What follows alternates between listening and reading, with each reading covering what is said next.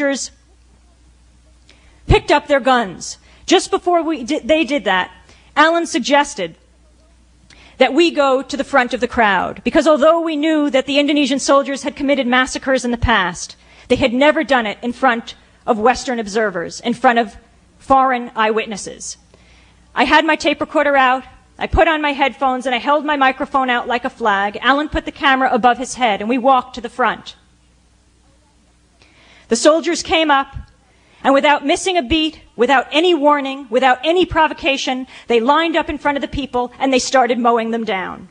From right to left and back again. And people were running, most were shot in the back, they were trying to run backwards, but they couldn't get out of the way.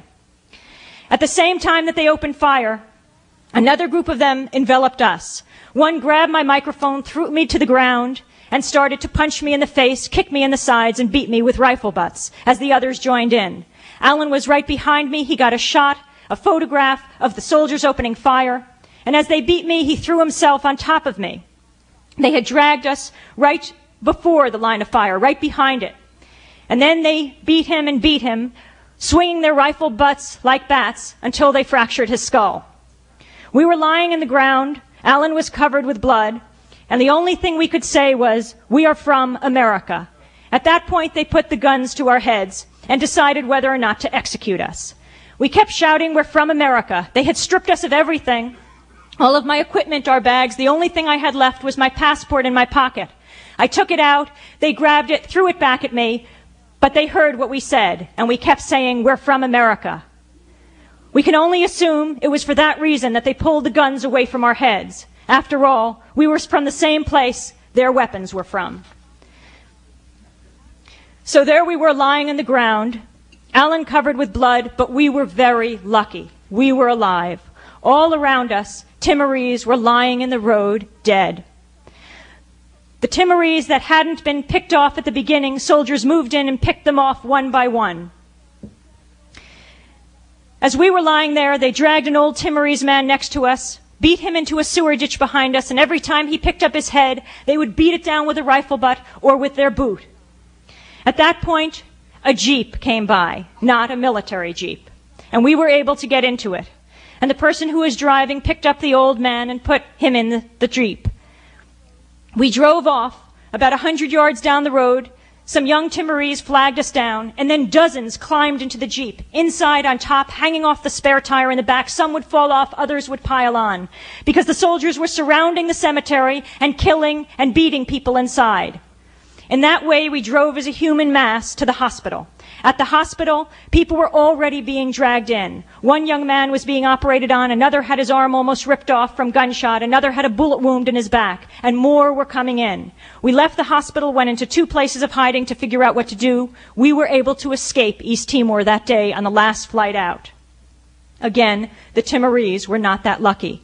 Just before we left, religious and medical people told us that they were not allowed to go up to the cemetery. The soldiers had sealed it off to administer first aid or last rites. A young man who was behind us in that crowd, named Kamal Bamadhaj, a New Zealander, was carrying a camera. He stepped back when we stepped forward. He was shot. The Red Cross found him hundreds of yards down the road. He was lying in the road waving his New Zealand passport. They picked him up, and a 2-minute ride to the hospital became a 25-minute ride because the soldiers kept detaining them, and Kamal Bamadhaj bled to death.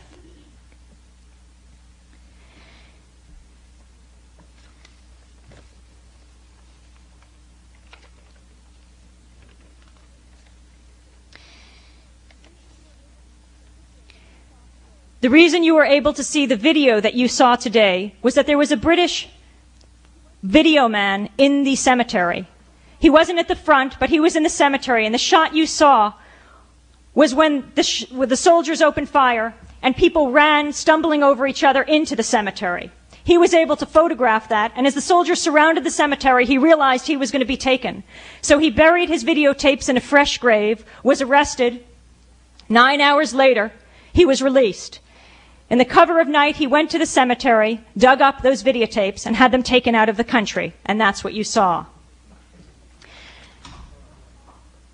The Indonesians would not allow any international investigation of the massacre. Instead, they put out their own military government preliminary report, in which they said a few renegade soldiers got out of hand. This was certainly not government policy, they said.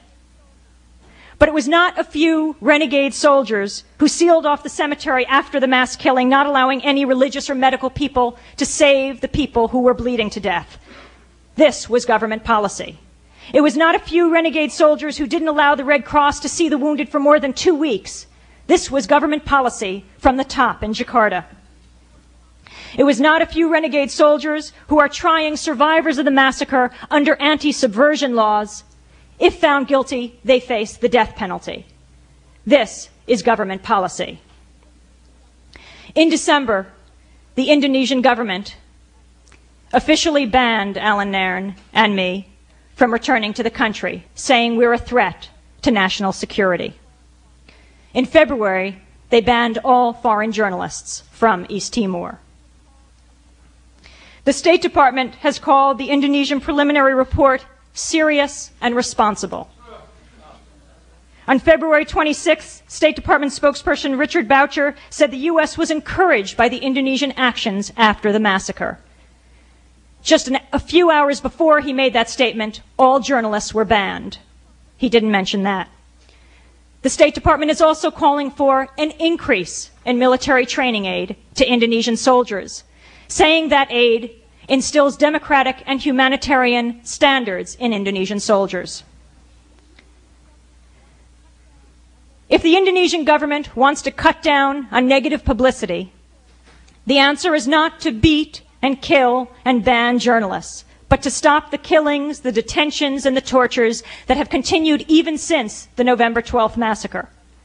In addition, they should abide by the 2 UN Security Council resolutions passed after the 1975 invasion, just like those passed against Iraq, calling on Indonesia to withdraw from East Timor without delay.